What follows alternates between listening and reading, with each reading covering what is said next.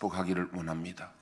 여호와는 내게 복을 주시고 너를 지키시기를 아니 먼저 순서 바뀌었네. 한번 따라합시다. 예수 이름으로 명하노니 내 마음속에 역사하는 악한 영들은 떠나갈지어다. 의심, 경계, 판단, 정죄, 낙심, 분노, 절망, 엄란은 예수 이름으로 떠나갈지어다. 주님, 내 마음을 만져주시고 지켜주옵소서. 예수 이름으로 여러분을 축복하기를 원합니다. 여호와는 내게 복을 주시고 너를 지키시기를 원하며 여호와는 그의 얼굴을 내게 비추사 은혜 베푸시기를 원하며 여호와는 그 얼굴을 내게로 향하여 드사 평강 주시기를 원하노라. 옆에 있는 분에게 선생님에게 하나님의 은혜와 평강이 넘치시기를 축복합니다.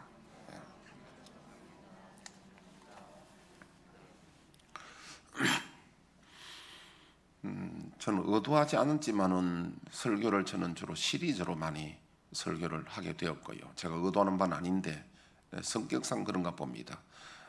그냥 설교를 위한 설교가 아니라 우리가 한 주제를 하면 제대로 우리가 알고 배워야 되겠다는 그런 마음으로 쭉 설교를 하는데 지금까지 최고의 순종이라는 제목으로 말씀을 드리다가 사실은 순종이란 뒷부분 제가 좀 생략하고 지금 그 끝부분에 가면은 중요한 것은 어떻게 하면은 이 순종할 수 있을까? 어떻게 하면 하나님의 은혜를 입을 수 있을까? 오늘 보도 설교 제목은 어떻게 하면 하나님의 은혜를 입을 수 있을까? 이것이 이제 앞부분에는 이렇게 순종했더니 이런 큰 복을 받았다. 그런 내용에 결국 하나님이 원하시는 것은 믿음인데 믿음은 순종을 통해 이루어지신다는 말씀을 드렸는데 중요한 것은 내게 어떻게 하면 그 은혜가 임할까는 겁니다. 믿음은 순종을 통하여 능력이 나타나며 역사가 일어난다는 것을 우리가 듣고 알았습니다. 그런데 그것이 나에게 멀리 느껴질 수도 있습니다. 에녹과 노아와 아브라함은 훌륭하신 분이니까. 그리고 하나님의 은혜는 아무나 받는 것이 아니고 특별한 사람들이 받는다는 느낌이 들 수도 있습니다. 특히 우리 다니엘 기도회 강사들 이렇게 보면 어떤 분들 보면 막 굉장히 그러니까 간증이 어떤 면은 자랑이 되기도 하고, 근데 참 우리하고는 좀 거리가 있는 듯한 느낌을 가질 수 있잖아요. 근데 그게 아니다는 이야기입니다. 하나님의 은혜는 누구나 받을 수 있습니다. 다만 하나님의 은혜에 공식이 있다는 겁니다. 공식. 제가 오늘 말씀드리고자 하는 거는요, 하나님의 은혜 받는 데는 공식이 있는데 그 공식을 제가 오늘 쉽게 좀 풀어서 우리 모두 다 하나님의 복 받고 은혜 받으시기를 축복합니다.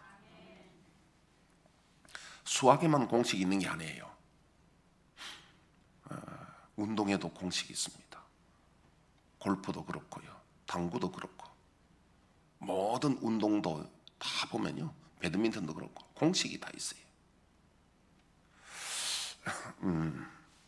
그래서 이 천국 이 성경에도 보니까 하나님의 은혜 받는데도 공식이 있대. 이 공식을 이해하고 공식대로 가면은 빨리 은혜 받는다는 거죠. 할렐루야. 그 공식을 오늘 좀 풀어서 좀 설명하려고 하는데, 은혜 받는 공식이 뭘까요? 마태복음 4장 17절 한번 띄워주십시오. 이게 공식입니다. 이때부터 예수께서 비로소 전파하여 이르시되 회개하라 천국이 가까이 왔느니라 하시더라. 이것은 압축된 공식인데, 근데 이렇게 해가지고는 우리가 참 이해하기가 쉽지 않습니다. 회개하라 이래가지고는 알 듯하고 모를 듯하는 게 이겁니다. 이 회개하라는 말이 쉬운 말이 아니거든요.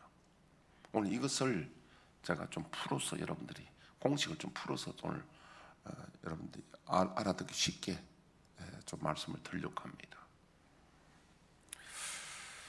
회개하라는 말은 헬라어로 메타노에오. 이 말은 마음을 고치다, 돌이키다는 뜻이에요. 그런데 이 회개가 쉽지 않습니다. 우리가 알기로 회개의 영이 임해한다는 말도 우리가 알고 있지 않습니까? 사실 회개가 쉽지 않는 것은 하나님의 영이 임해야 회개를 합니다. 그런데 회개를 하기에 앞서서 있어야 될 선행 조건이 뭐냐면 가난한 심령이 먼저 있어야만 회개가 나옵니다. 여러분 이런 경험 있죠? 평안할 때, 어려움 없을 때는 기도도 뜨겁지도 않고 회개 절대로 안 나오죠. 하나님 앞에 간절히 구하지도 않습니다. 그런데 내게 어떤 극한 고난이 왔을 때, 내게 어려움이 왔을 때에, 그때는 모두 다 심령이 하나님 앞에 가난해집니다. 그럼 가난한 심령이 무엇인지 좀 더 말씀을 드리겠습니다. 가난한 심령을 제가 문장적으로 요약하면은 자신의 영적 파산 상태를 깨닫고 오직 구원이 하나님께 있음을 알고 간구하는 것이다. 이렇게 하면은 좀 알아듣기가 쉽지 않습니다. 그래서 제가 반드시 예화를 드리는데요. 예를 들어줘야 이 말이 내가 파산 상태에 있다는 것을 아는 사람이 별로 없잖아요. 근데 우리 인생은요 참 연약합니다. 우리가 자동차 외제차 유명한 자동차 내가 이름 말 안 하겠는데 불 잘 나는 자동차 있잖아요. 비싼 거 외제차. 주로 불 잘 나는 게 그게 5자로 들어가는 5 시리즈가 잘 난다고 그랬어요. 근데 한때는 그 차하고 그 터널에도 같이 안 가려고 그래요. 아파트도 그 차 못 된다고 그래서 지하에 같은데 모두 불이 잘 나가지고. 자동차를 보면요 비싼 차든 안 비싼 차든 보면 우리가 자동차를 알면은 정말 참 불안하잖아요. 만약에 고속도로 우리가 120km 가는데요, 그 하나 볼트 하나 빠지거나 뭐 하나 잘못 타이어 하나 펑크 나거나 잘못되면 날아가 버리면은 뭐 하나 잘못되면은 큰일 나잖아요. 그런데 우리는 전혀 모르니까 믿습니다 하고 그냥 가지. 사실 그 하나 빠져버리면 안 되거든 그게요. 타이어 하나 잘못돼도 안 되거든요. 제가 며칠 전에 강화도 가면서 강화도에 그 연세 드신 분들을 참 믿음 좋더라고요. 도로 건너는데 나 보도 안 하고 그냥 일부러 차 오는 줄 알고도 그냥 건너보는 거예요. 그래도 할머니 한 분은 손 들고 건너는데 할아버지는 얼굴도 안 봐. 그냥 막 왜 절대로 자기 안 받을 거라는 믿음이 있는가 봐. 그런 믿음은 성경에 나타나는 믿음과 다른 믿음이에요. 우리 보통 신념과 믿음을 구분해야 되거든요. 믿음이란 뭐냐면 하나님의 언약을 내가 믿는 게 믿음이에요. 보통 그런 걸 우리가 성경이 말하는 믿음과 다릅니다. 그건 신념이 될 수도 있고, 그건 뭐 또 다른 종류의 믿음이라고 볼 수 있죠. 자, 우리 임자덕 전도사님 이야기를 많이 했는데 한 번 더 해보겠습니다. 가난한 심령이 어떤 심령인지. 이분은 일찍이 부모를 여의고 형수 밑에 집에서 자랐는데요.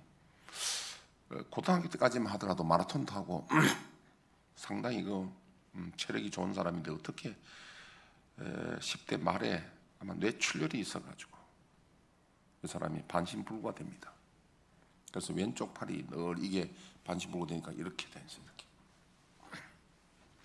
근데 이 사람이 무전여행을 좋아해가지고 그때 무전여행은 돈 없이 배낭만 메고 차도 뭐 죄송합니다 하고 공짜로 타고 밥 먹어도 얻어먹고 뭐 맨날 그래가지고 이제 울릉도까지 갔는데, 우리로 말하면 트레킹이죠. 울릉도 이제 이렇게 섬으로 이렇게 이제 트레킹 하는데 하다가 실족에 발이 실수를 해가지고 그만 미끄러져가지고 낭떠러지게 되는데요. 바위 절벽에 떨어지다가 잡았어요. 어떻게 그런데 밑을 내다보니까요 철석거리는 바다가 이제 파도가 보이고 바위가 이제 쭈삣쭈삣한데 떨어지면 뭐 그거는 100% 죽는 거예요. 100%. 그래서 매달려 있는 겁니다. 그때 그 사람이 기도는요 아주 간략합니다. 하나님, 그때는 살려주세요 헬프미 해도 아무도 사람이 없어. 근데 그때 자기 생각은 아무도 도와줄 사람은 자기 힘으로 못 올라가니까 오직 하나님밖에 없다는 것을 확실히 느꼈잖아요. 그게 뭐냐니까 가난한 심령이야. 그래서 이 사람이 하나님께 기도하기를 짧게 기도해야 되잖아요. 거기서 만약에 기도를 5분 10분 하면 큰일 나잖아요. 힘 빠져 떨어질 겁니다. 짧게 뭐냐면 하나님 나 불쌍히 주고 살려주시면 내 생명을 드리겠다고. 그 말 속에 다 들었습니다. 그 말은 뭐냐면은 나의 불순종을 용서하시고 이제 살려주시면 순종하되 생명을 드리기까지 순종하겠다는 그런 기도 아닙니까? 그 기도를 했는데 응답이 환상도 안 보여주시고 음성도 안 들려주시는데 하나님 뭘 주시냐면 마음의 용기를 주신 거예요. 여러분 그것도 하나님의 응답인 줄 알아야 된다는 거예요. 용기 주시고 때로는 깨닫는 지혜 주시고 그것도 다 하나님이 주신 그 응답이에요. 그런데 갑자기 하나님이 그 마음에 용기를 주셔가지고 그 벼랑에서 붙어있던 사람이 반신불구가 올라온 거예요. 살았습니다. 근데 이분이 그때에 저인데 말해줄 때가 27살인가 그렇게 됐어. 내가 기억하기로. 내하고 나이 차이가 한 10살쯤 차이 납니다. 그래서 내가 그때 그 이야기를 듣고 마음에 참 감동적이어서 내 마음에 새겨놨는데 오랫동안 이야기하잖아 제가요. 근데 그 후편을 이야기할게요.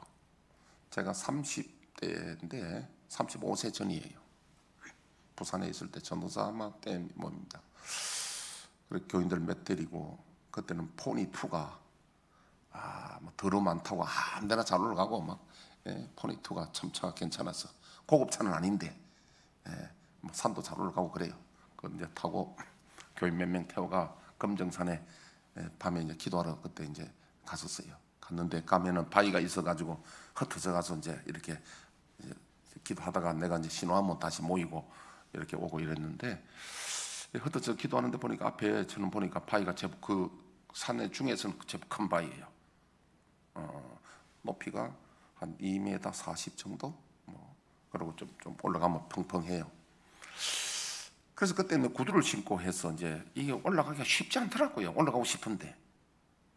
그래서 내가 바위 딱 대고 손에 저 잡고는 기도를 했습니다. 하나님, 임좌덕 전도사님을 하나님께서 그 울릉도에 바위 거기에서 살려주셨듯이 저를 여기 올라가게 해주세요. 기도했는데 어떻게 잡혀가지고 바위 올라갔어요. 제가. 그 바위 위에서 기도를 했어요. 제가. 내려와서 그 이튿날 그때 달이 보름달은 아닌데 한 중간 정도 됐습니다.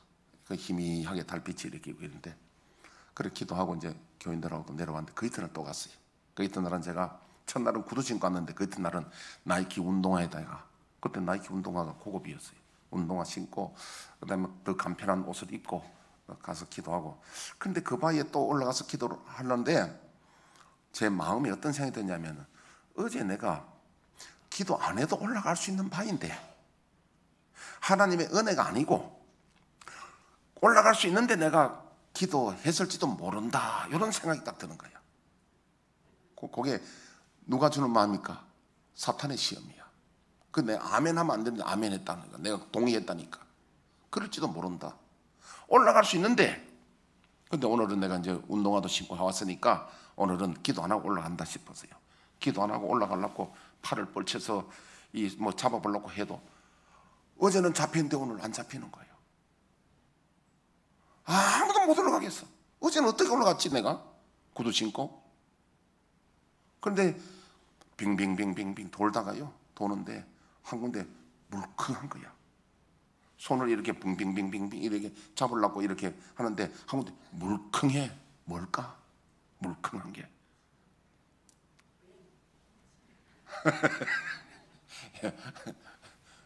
뱀이에요. 우리 권사님 이제 옛날에도 많이 들었는데 또 들어야 돼.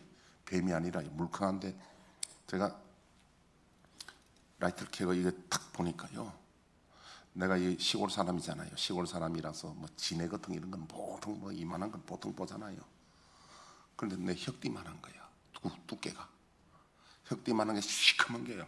한 50cm쯤 되더라고. 이만큼. 나 그런 지네 처음 봐서 내가 촌놈인데도 이게 자는데 여기 지네가 자는데 어느 놈이 덮치는 거야. 어느 놈이 이놈이야. 그러니까 지네가 놀래가지고 올라가는데 그건 내가 여러분 번뜩 생각나기를 우리 민수기 22장 보니까 광야에서 원망불평하다가 불뱀이 물렸잖아요. 의심하면 그래 된다는 거예요. 그래 하나님 회개했죠. 하나님 잘못했습니다. 그날 그 바위에 못 올라갔어요. 왜냐면 뭐 지네가 바위 먼저 올라갔는데 내가 또 올라갈 일도 없고 그런 지네 처음 봤어요. 우리 옛날에 전설 따라 이야기만 들었지 김장진 전에도 못 봤지 그런 게 흑띠하는 거. 뱀 하듯이 진짜 물컹했다니까. 물컹했는데 보니까 플라스틱해가 이렇게 보니까 길더라니까요. 두껍고. 이 말은 뭐냐 하면은 임좌덕 전도사를 거기서 살려준 분은 하나님 맞다는 얘기예요. 어젯밤에 올라가게 하신 이도 하나님 맞다는 거예요. 네가 의심했기 때문에 오늘 내가 사인을 주는데 지네에게 큰 그런 지네 나 그런 거 처음 봤어. 물릴 뻔했는데 하나님 다행히 안 물리고 지네만 그 지네도 뭔가 죄를 지었는지 그날 아침 어느 놈이 덮쳐가지고 놀래가지고 자다가 끼가 올라가 버렸잖아. 그런 일이 있었어요. 여러분 그럴 때에 그게 벼랑 끝에 매달렸으면 깨달았을 때 그게 가난한 심리입니다. 그럼 저와 여러분들은 지금 벼랑 끝에 안 매달렸잖아요. 아닙니다. 우리는 아까 자동차처럼요 너무 연약합니다. 우리 김혜숙 그 선교사님 아마존 선교사님 간증 들을 때 그 남편 되신 분이 아버지가 사업을 잘 해가지고 그 지역에서 세금 1위 했다 했잖아요. 그러다 한순간에 잘못돼가지고 그냥 거지가 됐다는 이야기 들었잖아요. 사업이 그렇습니다. 여러분 사업뿐 아니라 우리 인생이요 한순간에 내 일을 알 수 없고 한순간 일을 알 수 없는 게 우리 인생입니다. 그러니까 자동차 비유했다시피 우리도요 너무 우리 연약한 것이 인생임을 깨닫는 자가 겸손한 자요 심령이 가난한 자가 되는 겁니다. 사람 뭐 별 수 없습니다. 강한 자도 별 수 없고 돈 있고 권력 있는 자도 별 수 없습니다. 한순간에 연약한 자가 인생입니다. 자, 그래서 예수님께서 오늘 심령이 가난한 자는 복이 있다는 말씀하시는 게 마태복음 5장 산상수훈이 5장 6장 7장이잖아요. 산 위에서 주님이 이 말씀을 하시고 내려오시니까 8장에 바로 그 실습하는 게 나오는데요. 산에서 내려오시니까 나환자가 한 사람이 예수님께 나옵니다. 나환자는 다른 말로 하면 무슨 병? 문둥병이잖아요. 이것은 나균이 들어가서 신경을 마비시킵니다. 그래서 신경이 마비되니까 피가 통하지 않으니까 썩어 들어가는데요. 어느 날 세수하다 보니까 손에 뭐가 잡힌 데 보니까 코가 떨어져 나와버립니다. 아무 통증 없이 코가 떨어져 나와버립니다. 여러분, 여러분들의 잘생긴 코가 세수하는데 뚝 떨어져 나온다 생각해 보십시오. 손마디가 뭉그러져 나갑니다. 눈이 다 뭉그러지고 눈썹이 다 빠지고 눈이 다 뭉그러집니다. 정말 끔찍한 게 나환자인데 이거는 가족으로부터 격리돼가지고 이거 뭐 코로나는 문제 아닙니다. 이거는 격리돼가지고 저 옛날에 문동이촌 알지요? 문동이촌 그게 다 격리돼가 사는 사람들 그 사람으로서 대우를 못 받죠. 그래서 아예 떨어져 살고 이 나환자가 소망이 없잖아요. 마치 벼랑 끝에 매달린 사람이에요. 인생에 아무 소망이 없습니다. 이런 사람이 우리 그 암병 환자들도 그런 느낌이 안 들겠습니까? 우리 교회 신원수 집사님은 이제 다음 주 내일부터는 활동합니다. 지금 자가 격리돼가지고 그분은 뭐 지금 코로나 음성인데 자녀들 때문에 격리돼가지고 이제 다 근데 괜찮아요 자녀들도. 근데 그분 여러분 아시다시피 우리 교회 오실 때 유방암이었잖아요. 유방암인데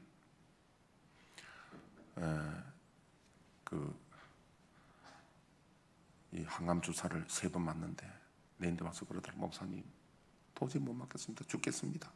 밥도 못 먹고 이 핏줄이 말라붙는다는 거예요. 도저히 이래가지고는 죽겠다는 거예요. 제가 책임질려는 말 못하잖아요. 남편은 어떤 뜻이냐니까 무조건 병원 하자컨대 해라 그런 거예요. 남편. 그럼 내가 들어보니까 병원 하자컨대 해가지고 죽으면 병원 책임 안 지잖아요. 내가 볼 때도 죽을 것 같아요. 그래서 내가 이제 그 항암에 대한 이야기를, 객관적인 이야기를 해줬죠. 항암회가 고치는 게 예를 들면 10% 정도 생존 확률이 있는데, 대신에 우리의 정상세포를 다 죽이잖아요. 정상세포를 다 죽이거든요. 저는 항암을 내가 견딜 수 있으면 괜찮은데 이 사람 못 견디는 거야.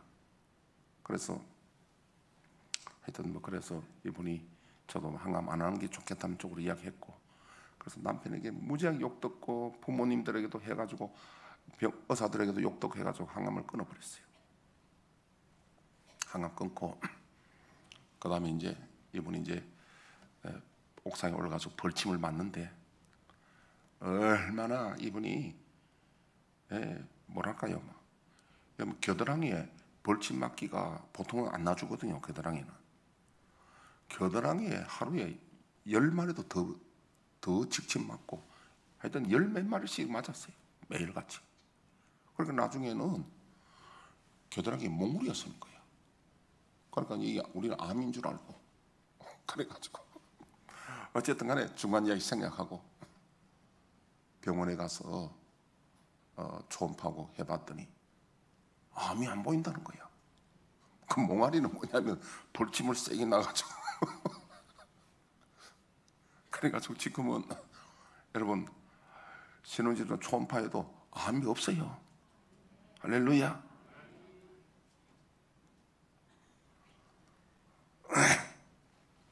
제가 무슨 말을 들었냐면요, 이런 벼랑 끝에 매달린 이런 사람만 벼랑 끝에 매달리는 게 아니라 우리 모두 다가 각자가 우리는 하나님 은혜 아니면 살 수 없는 벼랑 끝에 매달리는 사람인 줄 깨달아야 된다는 거예요. 우리 너무 연약한 인생이라는 걸 깨달아야 된다는 거예요.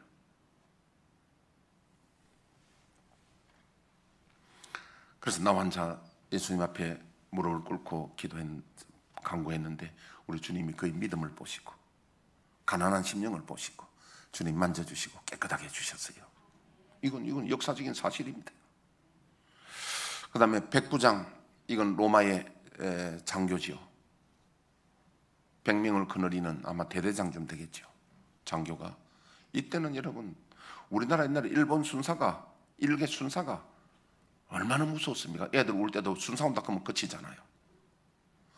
그런데 이 백부장은 그보다도 더 훨씬 세잖아요. 권세가 죽이고 살리고 하는 권세가 다 있는 겁니다.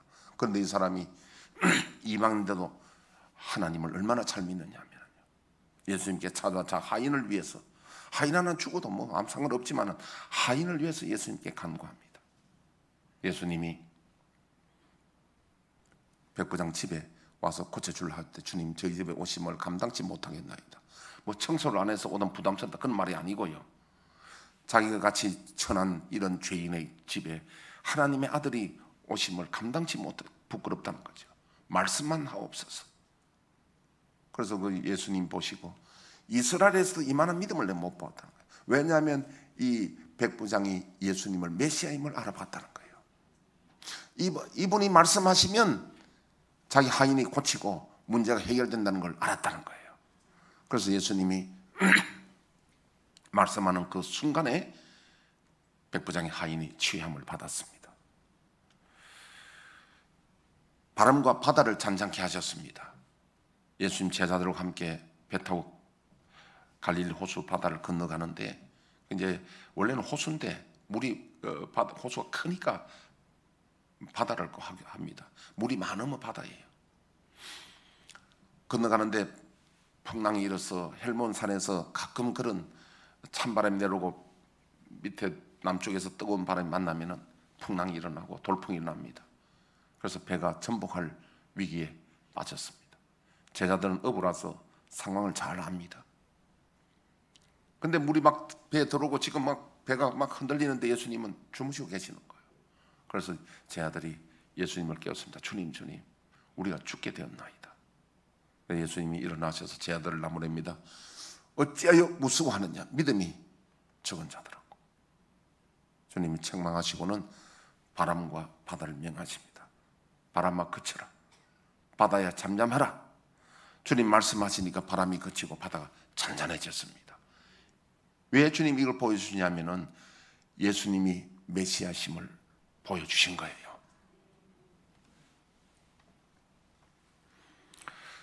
구장에 넘어가면은 중풍병자가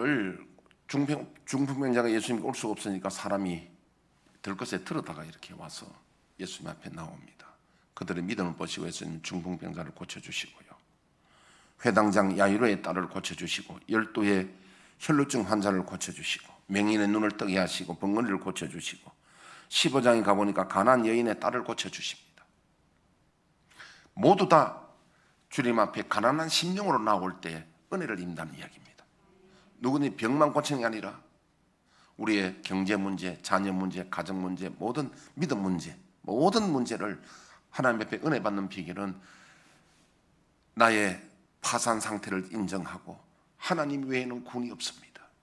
오직 주님만이 구원자이십니다 하고 나와서 간구할 때 주님은 구원해 주신다는 거예요. 마음이 교만해지면 높아지면 안 되는 거예요. 내가 하버드 대학에 박사학위가 있는데, 내가 고든 코넬 대학의 학장인데, 교수인데, 이런 마음을 가지고 갔을 때는 이따가 제가 말씀드릴 내용이지만 안 되는 거예요. 하나님 앞에는 마음이 낮아져서 하나님 아니고는 우리는 할 수 없습니다.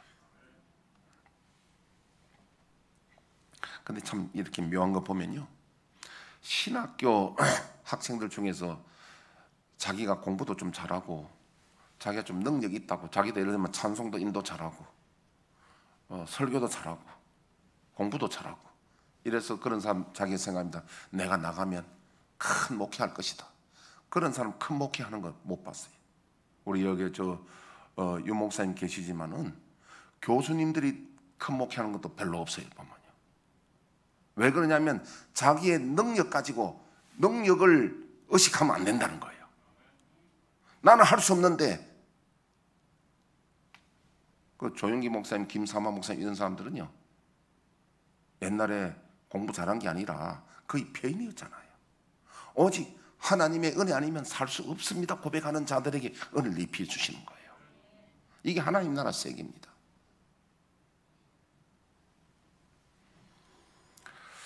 자, 우리 찬송가 280장 한번 띄워주시고 1절만 한번 우리 한번 우리 앞에 찬양팀들 같이 한번 불러주시고 280장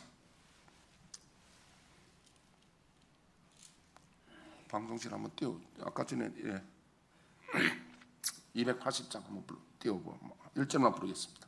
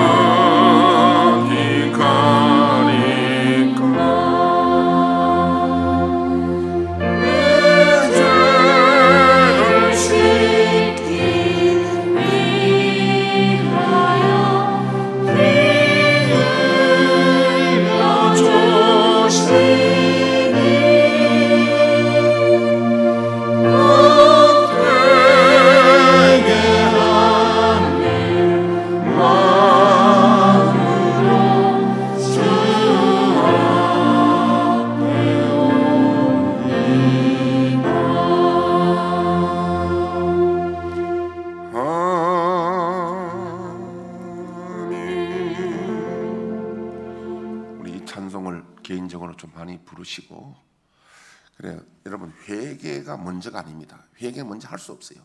회개하기 전에 선행돼야 될 게 뭐냐면 내가 가난한 심령, 하나님 은혜 아니면 내가 파산 상태에 있다. 할렐루야. 이걸 깨달았을 때 하나님 앞에 구원을 요청하고 나아가는 겁니다. 그랬을 때 그 다음에 깨닫는 게 뭐냐니까, 그 다음에 나아갈 때 하나님 나아가는 보니까 내가 하나님 앞에 불충하고 불신했습니다. 용서하여 주옵소서. 이제 하나님 은혜 주시면 내가 이제 주님의 뜻대로 살아가겠나이다. 이게 애통하는 심령이에요. 다니엘 기도에 나온 강사들의 공통점은 자신들의 연약함과 파탄을 깨닫고 하나님께 회개하고 돌아왔을 때에, 또 그분들이 하나님 앞에 충성을 이렇게 하나님 앞에 하나님 말씀대로 살아가겠다고 고백할 때에 놀라운 반전을 보여주셨다는 것이 공통점이었습니다. 지선 선교사라고 한분 여러분 들어보겠지만은 아버지가 그 음악하는 분인데,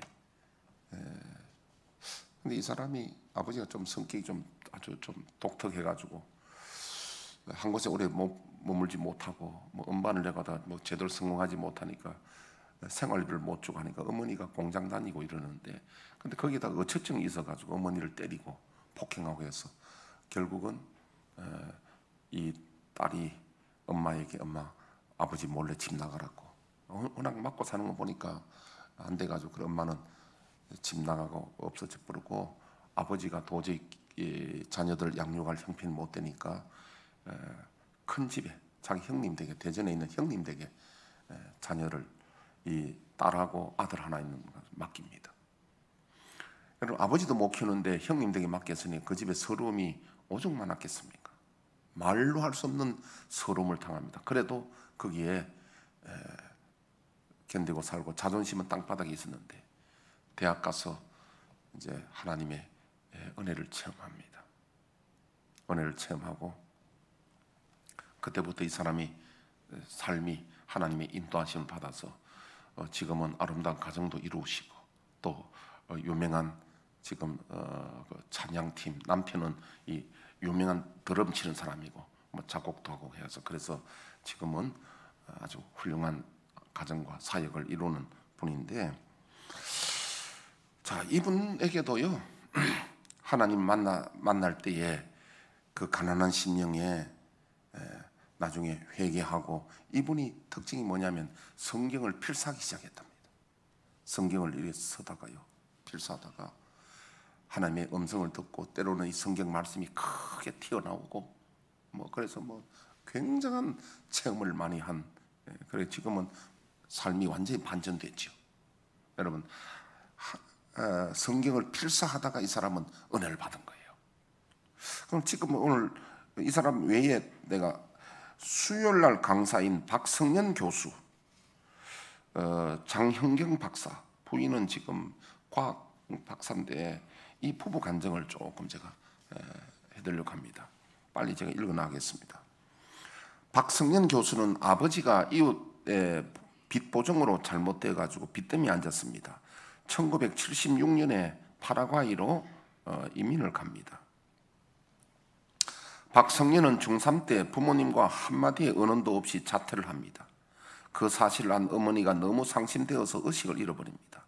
4개월 동안 의식을 잃어버립니다. 박성년은 어머니가 자기 때문에 그런 것을 알고 하나님께 나아갑니다. 혹시 성경을 창세기에서 계시록까지 다 읽으면 하나님께서 어머니를 살려주실 것인가, 이렇게 자기 나름대로의 소망을 가지고 성경을 읽어갑니다. 물론 유창하진 않지만 어머니 위해서 기도를 했겠죠. 이분의 고백이, 자신은 성경 말씀이 지금까지 4차례에 걸쳐서 자신에게 레마로 들려서, 레마라는 것은 성경 말씀이 자기에게 주신 말씀을 들린 거예요. 4차례. 그때마다 인생의 변화가 일어나는 거예요. 어릴 때마다 그 이준석이 비단 주머니 주는 게 아니라 이게 하나님 말씀이 레마로 들릴 때 인생의 비단 주머니에 대해서 인생이 달라지는 거예요. 그 이야기를 지금 우리가 듣고 있는데요. 하여튼 중학교 자퇴를 해버렸습니다. 근데 어머니가 4개월 만에 의식이 돌아왔습니다. 그 첫 번째 성경 읽다가 이 말씀이 레마로 들렸습니다. 이사야 43장 1절에 3절입니다. 야곱아, 너를 창조하신 여호와께서 지금 말씀하시느니라. 이스라엘아, 너를 지으신 이가 말씀하시느니라. 너는 두려워하지 말라. 내가 너를 구속하였고 내가 너를 지명하여 불렀나니 너는 내 것이라. 내가 물 가운데로 지날 때에 내가 너와 함께 할 것이라. 강을 건널 때에 물이 너를 침몰하지 못할 것이며 내가 불 가운데로 지날 때에 타지도 아니할 것이요 불꽃이 너를 사르지도 못하리니 대전하는 여호와 내 하나님이요 이스라엘의 거룩한 이요 내 구원자임이라. 내가 애굽을 너의 속량물로 구스와 스바를 너를 대신하여 주었노라. 이 말씀이 읽는데 물론 읽는 것보다는 필사하는 게 더 좋겠죠. 근데 이 사람 읽다가 이 말씀이 자기에게 하나님 말씀으로 확 다가옵니다. 믿어진단 말이에요. 말씀이 믿어지면 역사가 일어납니다.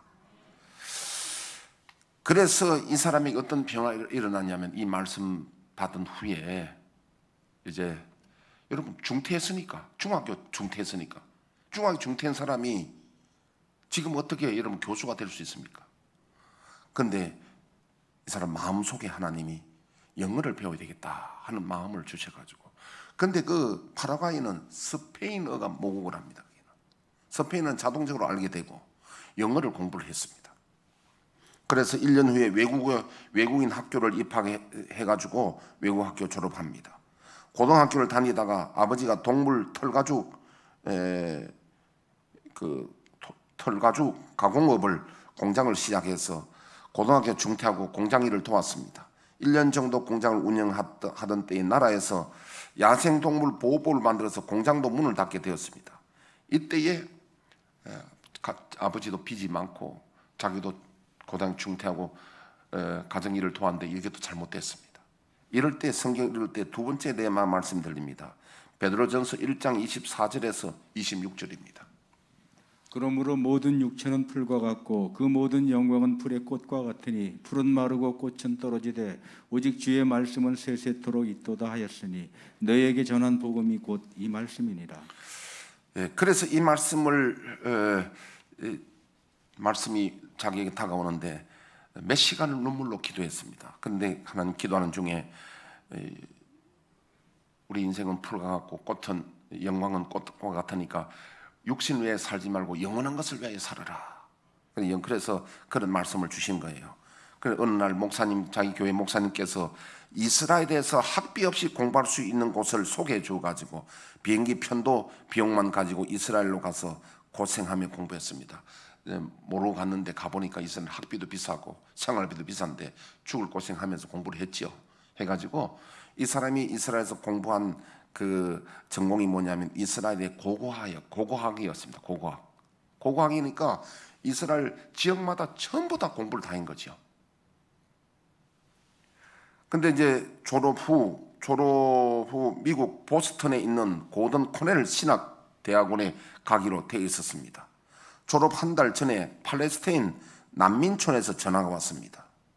베들레헴에 있는 난민 수용소입니다. 이 말은 뭐냐면 그 팔레스타인 그러니까 옛날 같으면은 블레셋 나라죠.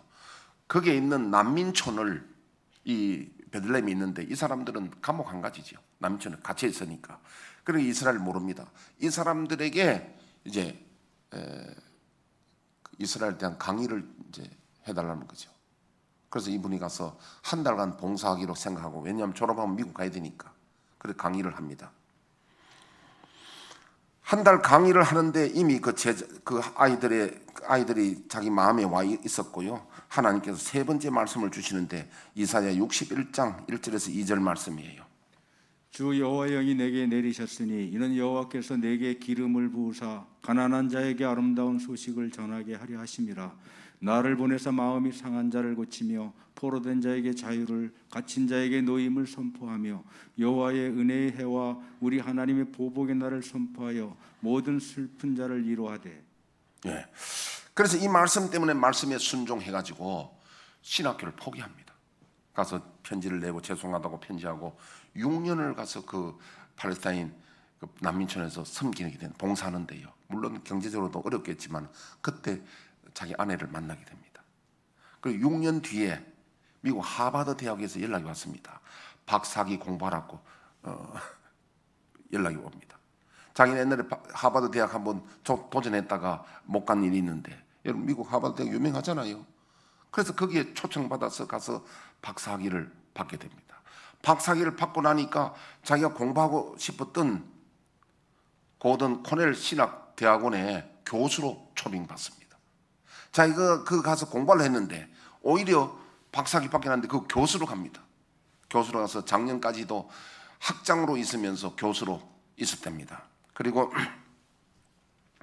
미국에는 5명 중 1명은 영어를 할 줄 모른다고 합니다. 그래서 비영어권 사역자 양성을 위해서 스페인어, 포르투갈어, 프랑스어로 수업을 하는데 IT 사람들은 프랑스를 한대요. 박성영 교수가 적임자입니다. 지금은 코로나 때문에 줌으로 수업을 해서 레바논, 아랍, 중동에서까지 줌으로 강의를 한답니다. 뭐 다른 이야기는 내가 온두라스 이야기는 생략하겠고요. 지금 이렇게 하나님이 중학교 중퇴 있는 사람이 지금 아버지가 빚을 져가지고 소망이 희망이 하나도 없는 이 가정에서 그럼 이 사람이 어떻게 될지 지금 벼랑에서 떨어질 사람 아닙니까? 이 사람도 하나님의 말씀이 들어와서 할렐루야 회개하고 하나님 앞에 말씀대로 살기로 하나님 앞에 결단을 했을 때에 하나님이 오늘날 이렇게 유명한 분으로 세워주셨습니다. 이게 오늘 성경 전체의 핵심이 공식이 뭐냐면 회개하라 천국이 가까웠다. 이들의 놀라운 삶의 반전을 우리가 듣고 있습니다. 성경에도 오늘 우리가 많은 이야기를 들었습니다만 이게 저와 여러분들도 누구나 다 이 공식대로 회개하라 천국이 가까웠다. 그 회개하기 전에는 뭐냐면 우리에게 가난한 심령을 달라고 기도해야 됩니다. 나의 나됨을 알아야 됩니다. 내가 지금 파산 상태에 벼랑 끝에 매달리고 있다는 것을 알아야 된다는 거예요. 그랬을 때 하나님 앞에 우리는 간구하게 되어 있습니다. 내가 벼랑 곁에 있지 않고 내가 평안하고 아무 문제 없는데 내가 하나님 앞에 간구할 수 있습니까? 하나님 나 살려주십시오 할 수 있습니까? 근데 깨달아야 됩니다. 내가 연약한 존재임을 하나님 은혜 아니면 살 수 없음을 깨달아야 됩니다.